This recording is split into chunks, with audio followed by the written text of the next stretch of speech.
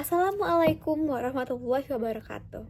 Hai semuanya, perkenalkan nama saya Raden Ajani Gumilang. Saya berasal dari SMA Al-Azhar Syifa Budi Parahyangan.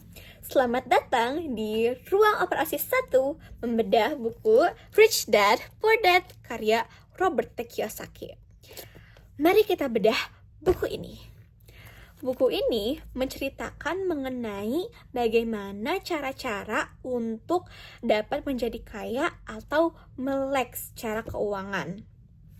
Khususnya, buku ini sendiri menceritakan tentang pengalaman hidup Robert T. Kiyosaki yang dibesarkan oleh dua sosok ayah. Yang pertama adalah sosok ayah kandungnya sendiri, yaitu ayah miskin, dan juga ayah dari seorang temannya yang kita sebut dengan ayah kaya.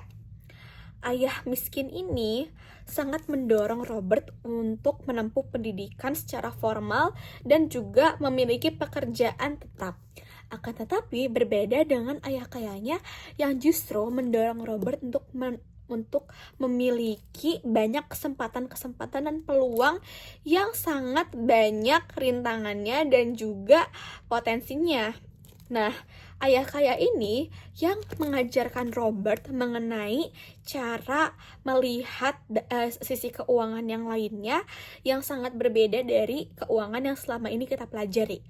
Bahkan, Robert sendiri harus berseteru dengan banyak orang mengenai pemahamannya tentang aset dan liabilitas.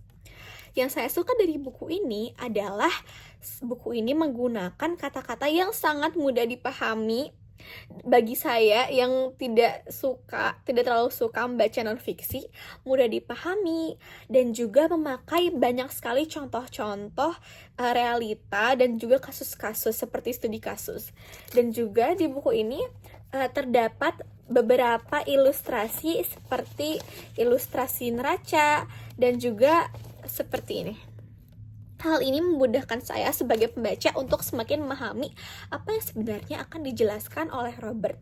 Selain itu, kelebihan di buku ini adalah untuk beberapa langkah-langkah yang harus kita lakukan itu diberi nomor dan juga dibuat bold fontnya seperti ini.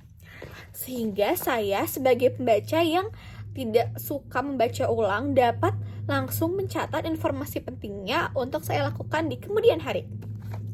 Walaupun terdapat beberapa kekurangan seperti terlalu banyak contoh dan studi kasus dapat menjadi kelebihan di buku ini.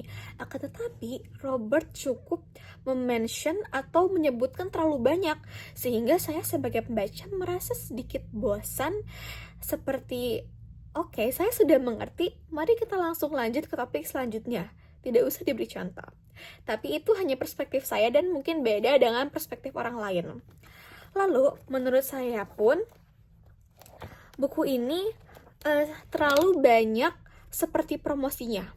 Robert T. Kiyosaki sendiri memiliki perusahaan yang bergerak di bidang game atau permainan cash flow.